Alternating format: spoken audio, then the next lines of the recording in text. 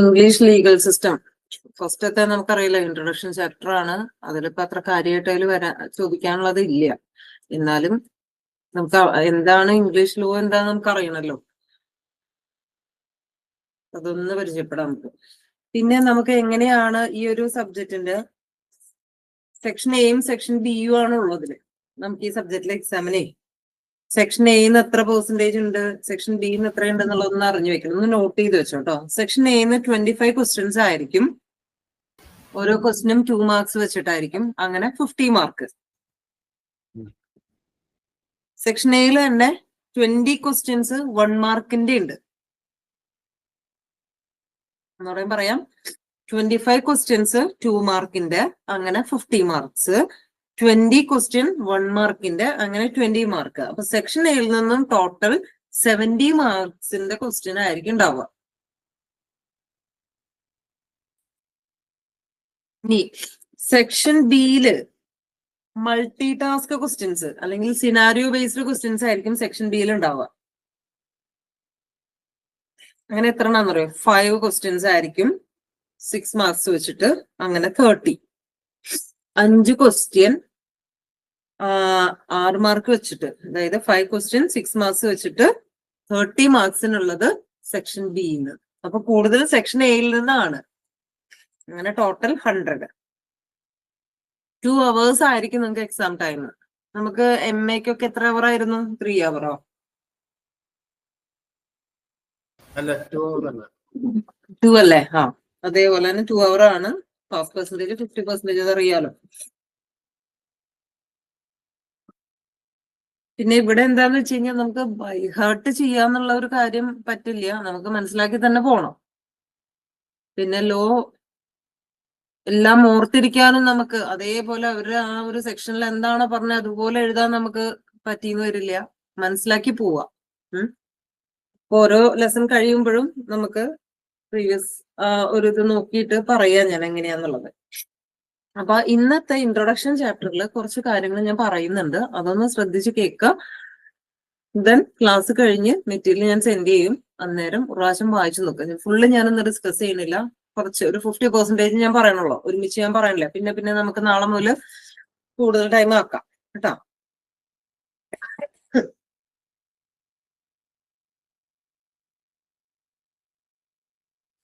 ഇനി English law അല്ലെങ്കിൽ അതിലൊരു ലീഗൽ സിസ്റ്റം പറയുന്നുണ്ട്.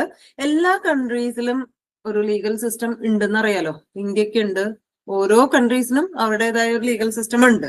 അത് എന്തിനു വേണ്ടിയിട്ടാണ്? നിയമമൊന്നും ഇല്ലെങ്കിലത്തെ പ്രശ്നം എന്താണെന്ന് അറിയാലോ, പറയേണ്ട ആവശ്യമില്ല. അപ്പൊ ഈ ലീഗൽ സിസ്റ്റം എന്ന് പറയുന്നത് ലോ മേക്കേഴ്സ് ഉണ്ട് അതില്, പിന്നെ അതേപോലെ തന്നെ അതിൽ ഇംപ്ലിമെന്റ് ചെയ്യാന്നുള്ള ഒരു ഡ്യൂട്ടിയും കൂടി അതിലുണ്ടായിരിക്കും. ഇപ്പൊ 2 കാര്യങ്ങളായിരിക്കും ലീഗൽ സിസ്റ്റത്തിൽ വരിക: to make law and to implement law. അപ്പൊ എന്താണ് ലോ നമുക്കറിയണം. ലോയുടെ മീനിങ് എന്താ? Formal mechanism and social control എന്ന് പറയാം. ലോന്റെ മീനിങ് അതാണ് പറയണത്, formal mechanism and social control. ഇനി എന്താണ് ഈ formal mechanism? What is formal mechanism? Principle and regulations established by some authority. അപ്പൊ ഇതിലെങ്ങനെയാന്ന് വെച്ച് കഴിഞ്ഞാൽ ഈ സം അതോറിറ്റീസ് എന്ന് പറയുമ്പോൾ ലോ മേക്കേഴ്സ്, അതുപോലെ തന്നെ ലെജിസ്ലേച്ചർ, നമ്മുടെ കൾച്ചർ, കസ്റ്റംസ്, ഇതൊക്കെ കൂടി ചേർന്നിട്ടാണ് നമ്മൾ ഓരോന്നും ഫോർമുലേറ്റ് ചെയ്യണത് തന്നെ. സോഷ്യൽ കൺട്രോൾ എന്ന് പറയുമ്പോഴോ, those principles and regulations are enforced to control people. Social control നമുക്ക് വേണം, അത് ജനങ്ങളെ നമുക്ക് കൺട്രോൾ ചെയ്യാനായിട്ട് ചില റെഗുലേഷൻസ് അവിടെ വേണം. നമുക്കറിയാലോ ഇന്ന ക്രൈം ചെയ്ത അതിന്റെ പണിഷ്മെന്റ് ഇതാണ് എന്നുള്ളത്. ഇപ്പൊ ഗൾഫ് കൺട്രീസിൽ അറിയാം, ഒരു ക്രൈം ചെയ്ത് കഴിഞ്ഞാൽ അതിന്റെ പണിഷ്മെന്റ് എന്ന് പറഞ്ഞാൽ നല്ല രീതിക്കാണ്. ഇന്ത്യയിൽ പിന്നെ നമുക്കൊരു ആശ്വാസം ഉണ്ട്, കുറച്ച് നാള് ജയിലിൽ കിടക്കണം എന്നുള്ള ഒരു ഇതുള്ളൂ. ബാക്കിയുള്ളടത്ത് എങ്ങനെയാ? തല പോകുന്ന. അപ്പൊ എന്താ, ആൾക്കാരെ ഒന്ന് പേടിപ്പിക്കുക എന്നുള്ള ഒരു ഇതും ഉണ്ടായില്ല കേട്ടോ. നിയമത്തിലൂടെ ഒന്ന് പേടിപ്പിച്ച് നിർത്തുക. നല്ല നിയമമൊക്കെ നല്ല സ്ട്രോങ് ആണെങ്കിൽ അവിടെ ക്രൈം കുറയും എന്നാണ് പറയുക. ഇന്ത്യയിൽ കൂടുതലാണ് അല്ലെ? ഇപ്പൊ ഗൾഫ് കൺട്രീസിലൊക്കെ ആണെങ്കിൽ കുറവായിരിക്കും, പണിഷ്മെന്റ് കൂടുതലായിരിക്കും. ഇനി ടൈപ്സ് ഓഫ് ലോ പറയുകയാണെങ്കിലോ, പ്രൈവറ്റ് ലോ ഉണ്ട്, പബ്ലിക് ലോ ഉണ്ട്. പ്രൈവറ്റ് ലോ എന്താന്നുള്ളത് ശരിക്കും ലോ എൻഫോഴ്സ്ഡ് ബിറ്റ്വീൻ ഇൻഡിവിജ്വൽസ്. ഇപ്പൊ രണ്ട് വ്യക്തികൾ തമ്മിലുള്ള ഒരു ഇതാണ് പ്രൈവറ്റ് ലോ പറയുക. ഇപ്പൊ എക്സാമ്പിൾ പറയുമ്പോ court law, contract law. Contract law എന്ന് പറയുമ്പോൾ അവിടെ മിനിമം 2 പാർട്ടീസ് ഒക്കെ ഉണ്ടായിരിക്കും. അതിൽ മെയിൻ ആയിട്ടും എന്താ, കോൺട്രാക്ട് ലംഘിക്കുന്നത് കൊണ്ടുള്ള ചില കേസ് കാര്യങ്ങളൊക്കെ നമുക്കറിയാം. അതൊക്കെ എവിടെയാണ് ഡിസ്കസ് ചെയ്യാന്നുള്ളതൊക്കെ ഇതിൽ വരുന്നുണ്ട്. അതുപോലെ family law, land law, intellectual property law, അതൊക്കെ അതിന് എക്സാമ്പിൾ ആണ് കേട്ടോ. ഇനി പബ്ലിക് ലോ എന്ന് പറഞ്ഞു കഴിഞ്ഞാലോ, law created regarding matters relating to whole country. Public law എന്ന് പറയുമ്പോൾ ആ ഒരു രാജ്യം മൊത്തം റിലേറ്റ് ചെയ്യുന്നതായിരിക്കാം. അപ്പൊ എക്സാമ്പിൾ ക്രിമിനൽ ലോ എക്സാമ്പിൾ തന്നെയാണ്. പിന്നെ കോൺസ്റ്റിറ്റ്യൂഷണൽ ലോ, അഡ്മിനിസ്ട്രേറ്റീവ് ലോ ഒക്കെ അതിന് എക്സാമ്പിൾ ആണ് പറയുന്നത് കേട്ടോ. ഇപ്പൊ പ്രൈവറ്റ് ലോ എന്താ, പബ്ലിക് ലോ എന്താ? പ്രൈവറ്റ് ലോ എന്ന് പറയുമ്പോൾ 2 ഇൻഡിവിജ്വൽസ്, അത് ആലോചിക്കുക, ബിറ്റ്വീൻ ഇൻഡിവിജ്വൽസ് ആലോചിക്കുക. പബ്ലിക് പറയുമ്പോൾ കൺട്രി, ഹോൾ കൺട്രിനെയാണ് ബേസ് ചെയ്യണത് കേട്ടോ.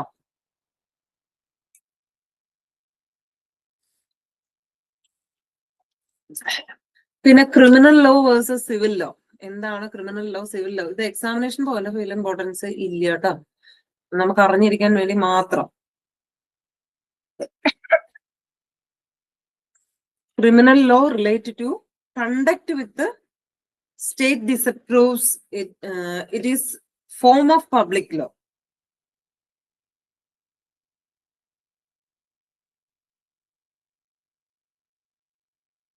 ക്രിമിനൽ ലോ എന്താന്നുള്ളത് എന്ന് വെച്ച് കഴിഞ്ഞാൽ നമുക്കറിയാം, മെയിൻ ആയിട്ടും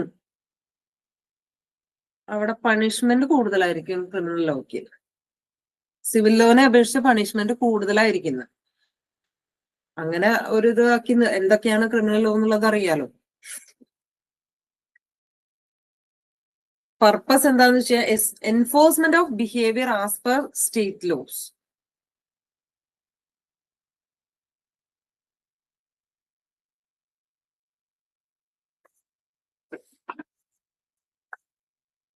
അപ്പൊ നമുക്കൊരു രാജ്യത്ത് ഒരു കൺട്രിയിൽ നമ്മൾ ജീവിച്ചു പോകണമെങ്കിൽ പാലിക്കപ്പെടേണ്ടതായിട്ടുള്ള ചില കാര്യങ്ങളുണ്ട്. അത് തെറ്റിക്കുമ്പോഴായിരിക്കും അതിനുള്ള പണിഷ്മെന്റ്, ഫൈൻ, കാര്യങ്ങളൊക്കെ പറയണത് മെയിനായിട്ടും.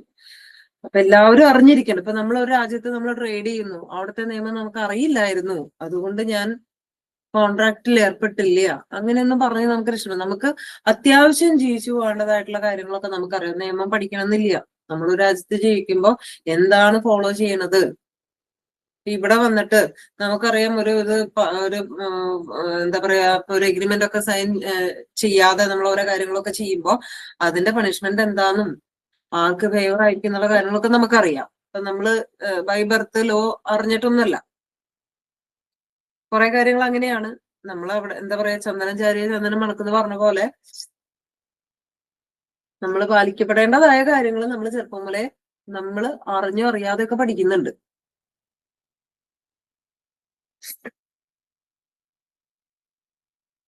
ഇനി ഇവിടെ എങ്ങനെയാന്ന് വെച്ച് കഴിഞ്ഞാൽ, ഈ ഒരു ക്രിമിനൽ ലോന്റെ പർപ്പസ് പറയുകയാണെങ്കിൽ enforcement of behaviour as per state laws, ഇങ്ങനെയാണ് പറയുക മെയിൻ ആയിട്ടും. ബർഡൻ ഓഫ് പ്രൂഫ് പറയുകയാണെങ്കിൽ ഓൺ ദ പ്രോസിക്യൂഷൻ, അതായത് പ്രോസിക്യൂഷൻ ആയിരിക്കണം അവിടെ പ്രൂവ് ചെയ്യേണ്ടത്. നമ്മളിപ്പോ ഇതിന്റെയൊക്കെ ഒരു കേസ് ലോ ചെയ്തു, ഇങ്ങനെയായിരിക്കും വരിക, state versus in A person, അങ്ങനെയായിരിക്കും ക്രിമിനൽ ലോയിൽ വരിക. സിവിൽ ലോയിൽ വരുമ്പോൾ അത് വ്യത്യാസമുണ്ട്. രണ്ടും കൂടി കമ്പൈൻ ചെയ്ത് ഞാൻ പറഞ്ഞുതരാം. ഇതിൽ മെയിൻ ആയിട്ടും ഒരു സ്റ്റാൻഡേർഡ് പ്രൂഫ് ഉണ്ടായിരിക്കണം. ഹൈ സ്റ്റാൻഡേർഡ് പ്രൂഫ് ആയിരിക്കണം എന്നുണ്ട്. ഇപ്പൊ നമുക്ക് ഒരു ഡൗട്ടിനെ ബേസ് ചെയ്തിട്ട് കാര്യങ്ങൾ അവിടെ പറയാൻ പറ്റില്ല. എക്സാക്ട് പ്രൂഫ് അവിടെ വേണം. അതാണ് ക്രിമിനൽ ലോന്റെ പ്രത്യേകത പറയുന്നത്. ഇതിന്റെ പണിഷ്മെന്റ് പറയുന്നത് നമുക്കറിയാം, ഡെത്ത് അല്ലെങ്കിൽ ലൈഫ് ലോങ് ഇംപ്രിസൺമെന്റ് ആയിരിക്കാം. അപ്പൊ അതുകൊണ്ട് എന്താ, പ്രൂഫ് വളരെ സ്ട്രോങ് ആണ്. ഇപ്പൊ ദിലീപ് ഭാവന കേസ് തന്നെ ഇപ്പൊ കണ്ടില്ലേ, നമുക്കറിയില്ല എന്താന്ന്, സത്യത്തിൽ എന്താന്ന് നമുക്കറിയില്ല. പക്ഷെ നമ്മൾ നിയമത്തിനെ വിശ്വസിക്കണം. നിയമം എന്താണോ അവര് എന്താ പറയാ, കുറച്ചുകൂടെ മുകളിലേക്ക് ഇപ്പൊ ഹൈക്കോർട്ടിലാണ് ചെയ്യുന്നത്, സുപ്രീം കോടതിയിലേക്ക് പോകുന്നുള്ള രീതിയിൽ തന്നെയാണ് പറയണത്. ദിലീപ് പറഞ്ഞു ആളുടെ പിന്നിൽ കുറെ ഗ്യാങ് ഉണ്ട് അല്ലെ. അപ്പൊ അവിടെ എന്താ നടക്കണേന്നുള്ളത് നമുക്കറിയില്ല. കോടതി എന്താണോ പറഞ്ഞത് അത് നമ്മൾ വിശ്വസിക്കുക, അതിനെ പറ്റുള്ളൂ.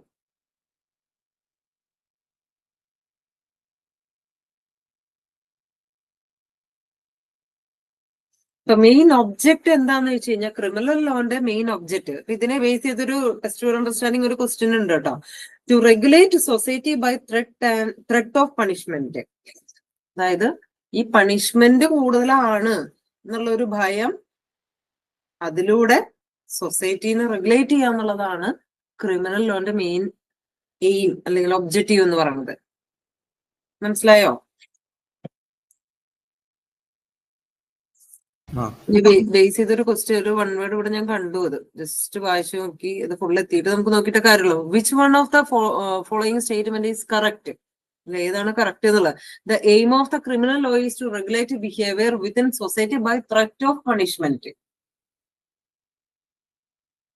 നമുക്കത് വായിച്ചു നോക്കി എല്ലാം സെയിമാന്ന് തോന്നും, ഇതൊക്കെ ആൻസർ ചെയ്യാവുന്ന കാര്യങ്ങളാണ്. പക്ഷെ ഇതിൽ സ്റ്റാർട്ട് ചെയ്യാതെ ഞാൻ എടുത്തു പറഞ്ഞത് ഒബ്ജക്റ്റ് എന്ന് പറയുന്നത് to regulate society by threat of punishment. ഇനി അതിന്റെ കേസ് റിസൾട്ട് എന്താന്നുള്ളതാണ് ഇനി പറഞ്ഞത് കേട്ടോ. ഇതൊക്കെ ഇതിൽ പറയുന്നുണ്ട്. കേസ് റിസൾട്ട് എന്ന് പറയുമ്പോൾ if found guilty accused will be imprisoned or find. തെറ്റാണെന്ന് ബോധ്യായി കഴിഞ്ഞു കഴിഞ്ഞാൽ അതെന്തായാലും അതിനുള്ള ഒരു പണിഷ്മെന്റോ അല്ലെങ്കിൽ ഫൈനോ ഉണ്ടാവാം. ഇന്നസെന്റ് ആണെങ്കിലോ he will be released. Acquitted meaning released എന്നാണ് ഉദ്ദേശിക്കുന്നത് കേട്ടോ. ഇനി സിവിൽ ലോ വെച്ച് പറയുകയാണെങ്കിലോ relates to matter between two individual.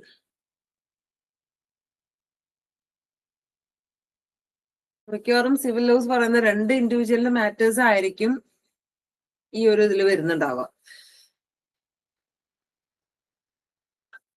ഒരു പ്രൈവറ്റ് ലോ എന്നൊക്കെ വേണമെങ്കിൽ പറയാം, it is a form of private law എന്നും പറയാം. പർപ്പസ് ചോദിക്കുകയാണെങ്കിലോ to settle dispute between two individuals. രണ്ട് വ്യക്തികൾ തമ്മിലുള്ള ഡിസ്പ്യൂട്ട് സെറ്റിൽ ചെയ്യാന്നുള്ളതാണ് സിവിൽ ലോന്റെ പർപ്പസ്.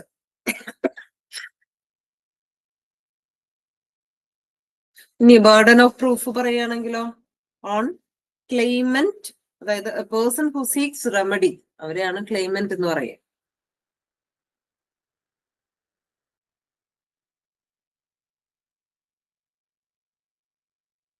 ഇവിടെ നമ്മൾ അതിന്റെ ജഡ്ജ്മെന്റ് വരുമ്പോൾ ഇങ്ങനെ ആയിരിക്കും, ക്ലെയിമന്റ് വേഴ്സസ് ഡിഫെൻഡന്റ്. എങ്ങനെയായിരിക്കും വരിക? ക്രിമിനൽ ലോയിൽ എന്താ പറഞ്ഞത്? സ്റ്റേറ്റ് വേഴ്സസ് പാർട്ടിയുടെ പേര്. വ്യത്യാസം മനസ്സിലായോ? ഇവിടെ ക്ലെയിമന്റ് വേഴ്സസ് ഡിഫെൻഡന്റ് എന്നുള്ള രീതിയിലായിരിക്കും അതിന്റെ ജഡ്ജ്മെന്റ് വരിക. ഇനി സ്റ്റാൻഡേർഡ് ഓഫ് പ്രൂഫിന്റെ കേസ് പറയുകയാണെങ്കിലോ ലോ സ്റ്റാൻഡേർഡ് ആണ് പറഞ്ഞത്. Balance of probability, that is low standard ആയിരിക്കും ഇവിടെ പറയാം. അതായത് പ്രൂവ് ചെയ്യാൻ നമുക്ക് പറ്റണം. ഒബ്ജക്റ്റ് പറയുകയാണെങ്കിലോ providing financial compensation to restore claimant position. അപ്പൊ ക്ലെയിമന്റ് പൊസിഷൻ റീസ്റ്റോർ ചെയ്യാൻ വേണ്ടിയിട്ടുള്ള കോമ്പൻസേഷൻ പ്രൊവൈഡ് ചെയ്യുക എന്നുള്ളതാണ് ഇവിടെ ഒരു ഒബ്ജക്റ്റീവ് പറയുന്നത്.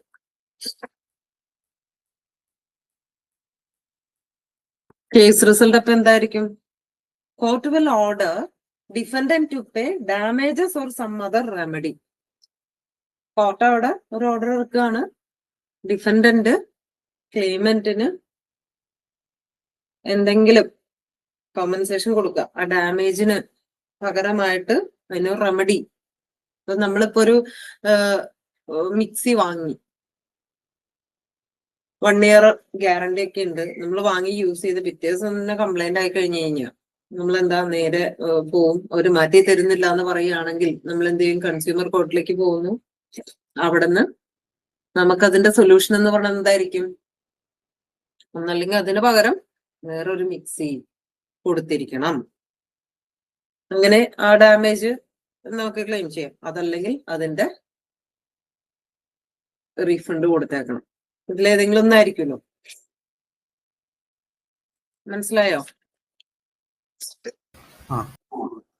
ഇത് വായിച്ച് മനസ്സിലാക്കി പോവുക, ബൈഹാർട്ടൊന്നും ചെയ്യേണ്ട ആവശ്യമില്ല.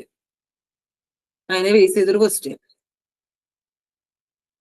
പിന്നെ ഇംഗ്ലീഷ് കോഡ് സിസ്റ്റം ആണ് ഇനി പറയുന്നത്. The main English civil code system. Civil കേസുകളെ നമുക്ക് സിവിൽ കോർട്ടെന്നും ക്രിമിനൽ കേസിന് ക്രിമിനൽ കോർട്ടും ഉണ്ട്. അറിയാലോ, സിവിൽ കേസിന് സിവിൽ കോർട്ടും ക്രിമിനൽ കേസസിന് ക്രിമിനൽ കോർട്സും ഉണ്ട്. അങ്ങനെ രണ്ട് രീതിയിൽ നമുക്ക് കോർട്ട് ഉണ്ട്. ഇപ്പൊ സിവിൽ കേസ് കോർട്ട് എന്ന് പറഞ്ഞു കഴിഞ്ഞാൽ ഏറ്റവും ചെറിയ കോർട്ടാണ്. ചെറിയ ചെറിയ കേസുകളായിരിക്കും അവിടെ ഹാൻഡിൽ ചെയ്യുന്നുണ്ടാവുക. ഒരു ഡയഗ്രം ഒക്കെ തന്നിട്ടുണ്ട്, അത് പിന്നീട് നോക്കാം. ഞാൻ പറഞ്ഞത് ആദ്യം കേൾക്കുക, ഇത് കഴിഞ്ഞിട്ട് അതിലേക്ക് നോക്കാം കേട്ടോ. ഈ സിവിൽ കേസ് കോർട്ടിന്റെ ഭാഗമായിട്ട് വരുന്ന രണ്ട് കോർട്ടുകളാണ്. ഒന്ന് county court, COUNTY, county court എന്ന് പറയും.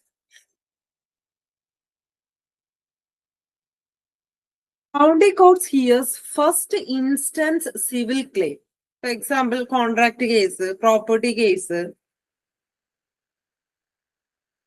ഇതൊക്കെ ആയിരിക്കും അവിടെ ചെറിയ ചെറിയ കേസ്. ഈ കോൺട്രാക്ട് കേസ് എന്നൊക്കെ പറയുമ്പോൾ ചെറിയ ചെറിയ കേസുകളായിരിക്കും. നമ്മൾ പറഞ്ഞ കോൺട്രാക്ട് പീരീഡിനുള്ളിൽ ചെയ്തു തീർക്കേണ്ട കാര്യം ചെയ്തു തീർത്തില്ല. കൺസ്ട്രക്ഷൻ ഒക്കെ അതിന് എക്സാമ്പിൾ ആണ്. അതിൽ വരുന്ന ചില പ്രോപ്പർട്ടി കേസുകളൊക്കെ വരുന്നുണ്ട്. മനസ്സിലായി? അതായിരിക്കും കൗണ്ടി കോർട്ടിൽ ഡീൽ ചെയ്യുന്നുണ്ടാവുക. കൗണ്ടി കോർട്ടിന്റെ ഒപ്പം തന്നെ മജിസ്ട്രേറ്റ് കോർട്ടും ഉണ്ട്. അപ്പൊ മജിസ്ട്രേറ്റ് കോർട്ടിൽ മെയിൻ ആയിട്ടും ക്രിമിനൽ കോർട്ട് കേസുകളാണ് ഡീൽ ചെയ്യുന്നുണ്ടാവുക.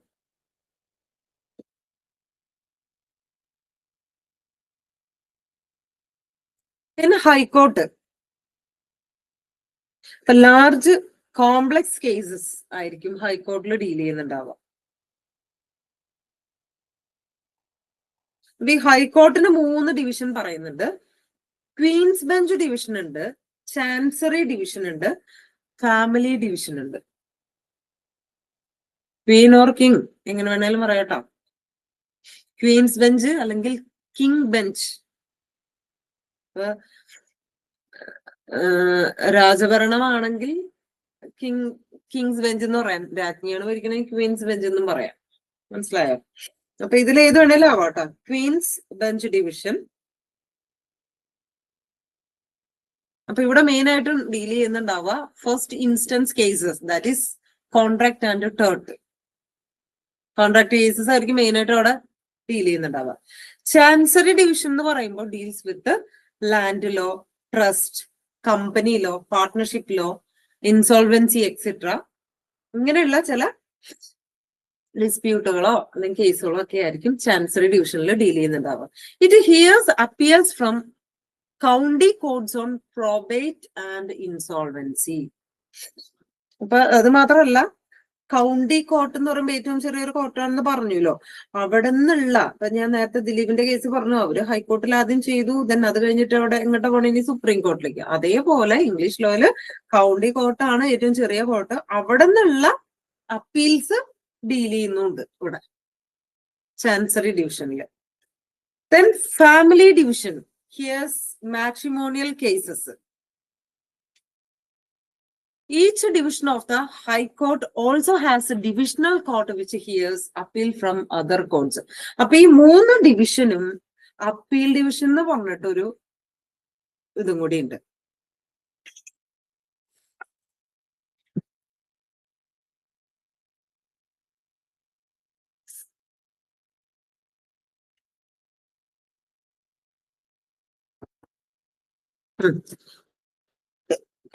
ഇനി കോർട്ട് ഓഫ് അപ്പീല് എന്തായിരിക്കും ചെയ്യുന്നുണ്ടാവുക? ഹൈക്കോർട്ട്, കൗണ്ടി കോർട്സ്, ഇവിടെ നിന്നുള്ള അപ്പീൽസ് അതായിരിക്കും കോർട്ട് ഓഫ് അപ്പീലിൽ കേൾക്കുന്നുണ്ടാവുക. ദെൻ അത് കഴിഞ്ഞ് 4ാമത്തെ കോർട്ടാണ് സുപ്രീം കോർട്ട്. അപ്പൊ 3 ഇത് പറഞ്ഞു. സിവിൽ കേസിൽ തന്നെ ഏതൊക്കെ പറഞ്ഞു? County court, high court, court of appeal, 4ാമത് പറഞ്ഞതാണ് സുപ്രീം കോർട്ട്. അപ്പൊ ഇവിടെ എങ്ങനെയാ? Hear appeals from court of appeal and high court.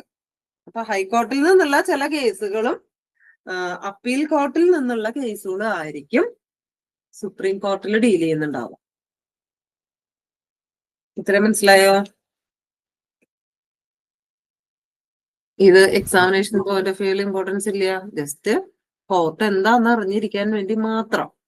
ഇനി ഇവിടെ നിങ്ങടാണ് നമുക്ക് ഇനി നോക്കാനുള്ളത്. ഇത്രയും ഞാൻ പറയുന്നുള്ളൂ.